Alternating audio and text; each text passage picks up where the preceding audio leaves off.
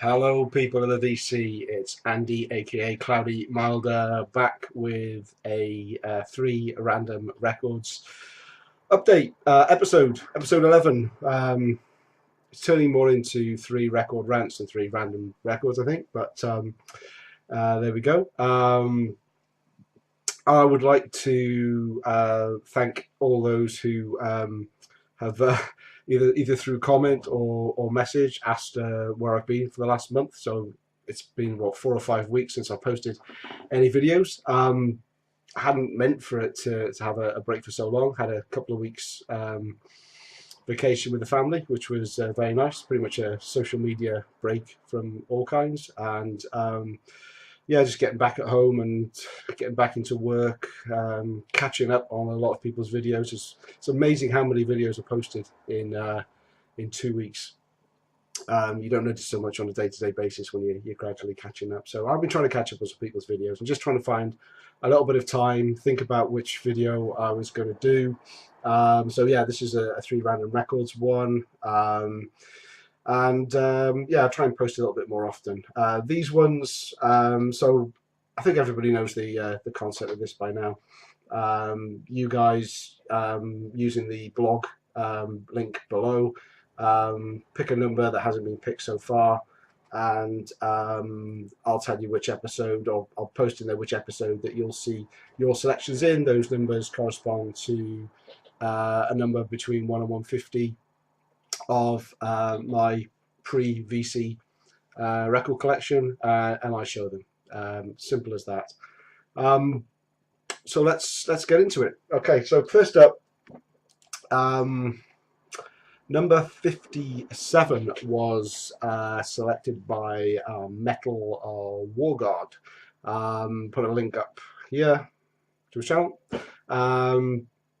So first time entry, thanks for playing along. Number 57. So that's, talking of rants, that is Tygers of Tang, The Cage. So this is an MCA Records UK pressing from 1982. This is the Tygers' fourth studio album. Actually, the second Tygers album I owned. First one was Wildcat, one of my favourite early 80s metal records for sure. So I was kind of expecting a similar sort of sound when I picked this up.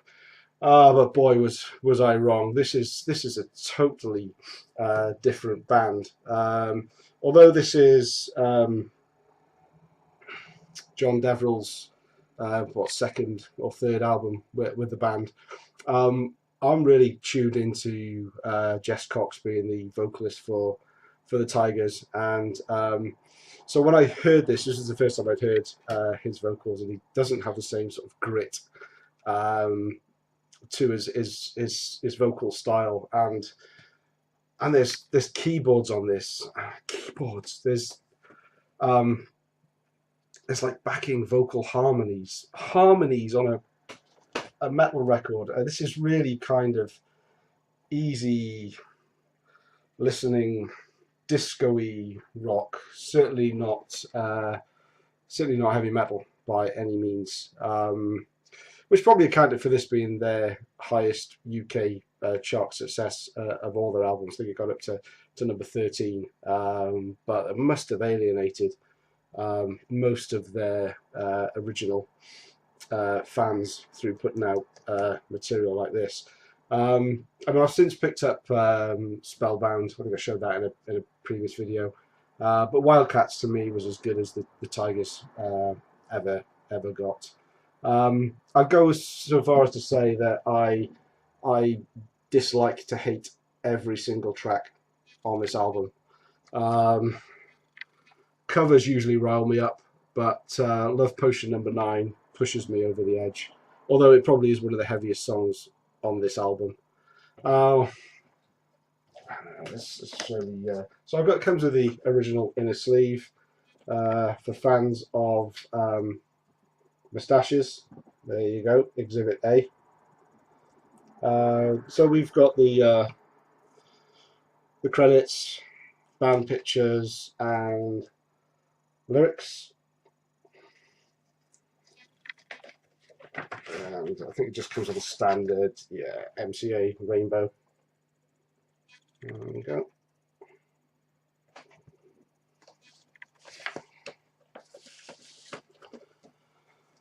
So, in 1982, Iron Maiden released Number of the Beast. Diamond Head gave us Borrowed Time. Judas Priest screamed for vengeance, and the Tygers of Tang just got locked in a cage. Very, very. I don't think I've been more disappointed with an album, expecting so much more than this. In fact, I mean, as Tigers of Tang, they're part of the early new wave of British heavy metal movement. Has there been another genre-defining band that has strayed so far from their roots that you no longer recognise them for what they are? Def Leppard, maybe.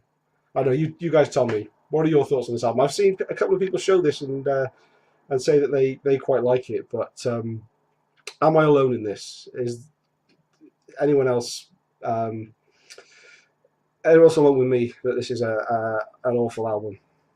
Let me know. That's what the comments are for. Okay, but thank you, Metal Wargod 48. Check out his channel. This guy gets a lot of stuff. He gets a lot of stuff in the mail. Very, very knowledgeable about all kinds of metal that he shows, vinyl, CDs, and what have you. So enjoy watching them. Go check out his channel. Next up, number 72. That was you, Noise Spectrum, Lee. So this is the second time that you've joined in with us, so thanks very much again. The first time you picked out a Wasp album back in episode 5. This time your number has come up with my one and only Onslaught album, In Search of Sanity.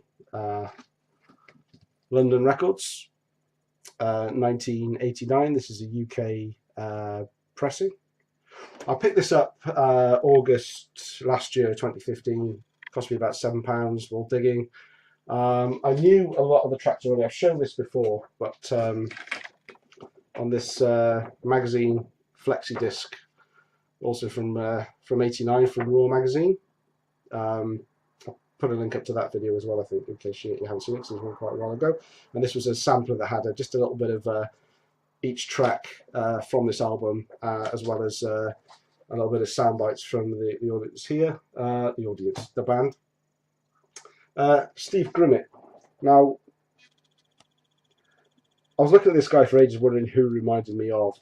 If you're in the UK, if you're in the US, you probably won't know who this is, but if you know the TV sports presenter Adrian Childs, it kind of looks like his grumpy little brother. So what can I tell you about this one? I think, well, I like this one.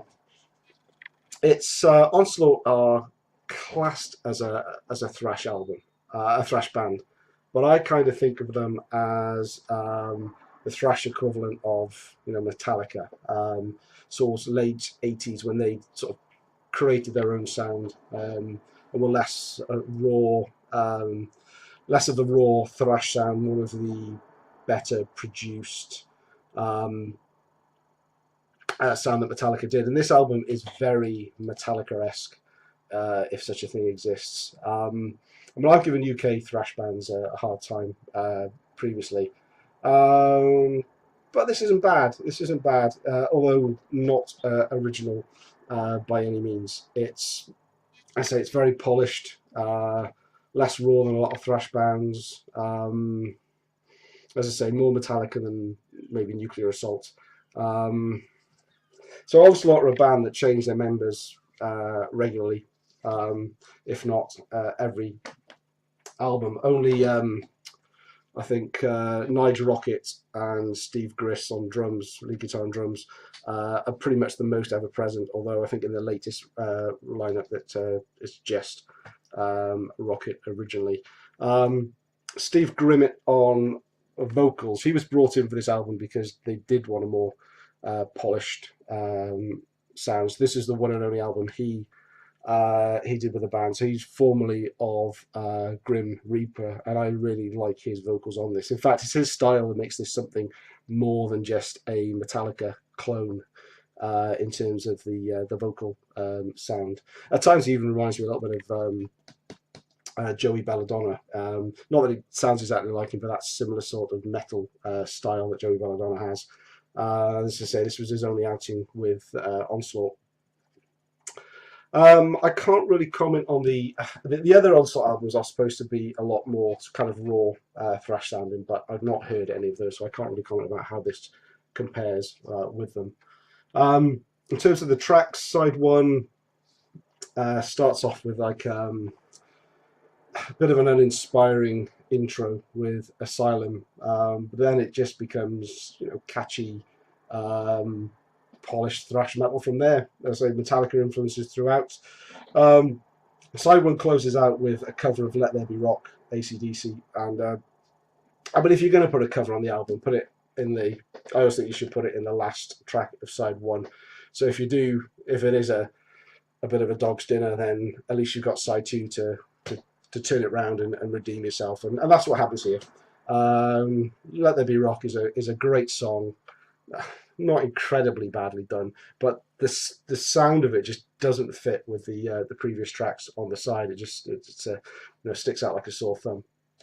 Side two only has 3 tracks upon it, but Blood Upon Ice is the first one, and it's a great track. It reminds me a lot of Anthrax's Madhouse. Certainly the chorus, at least, but the underlying Metallica influence persists throughout. Actually, that might be my favourite song on the album, Blood Upon Ice. Very good. Welcome to Dying, again, a straight up Metallica-esque, slower, atmospheric. At times it changes a bit pace, sort of 3/4 of the way through. There's a little bit more sort of like Iron Maiden twin guitar wizardry. Chalks up there, but then it dies back down to the slow, somber, and then again there's sort of a bit of a crescendo at the end. So it's a good song. It's a long one, so there's just 3 sides on track 2. The first 2 being really long, and then Power Play finishes it up. But yeah, despite it being, as I say, I've mentioned many times now, very Metallica-y, it's a good album, and I really enjoy it, and I probably should play it more than I do. So yeah, showing the cover again, the original inner with this is just all the acknowledgements and thank yous and endorsements. There we go, picture of the band again, and lyrics and a live shot. So this is on London Records.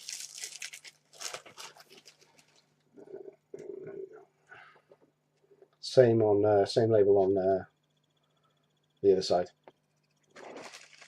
Okay, so yeah, that was number 72. Thank you, Lee, Noise Spectrum. Again, you know, check out his channel. I think a lot of people know Lee.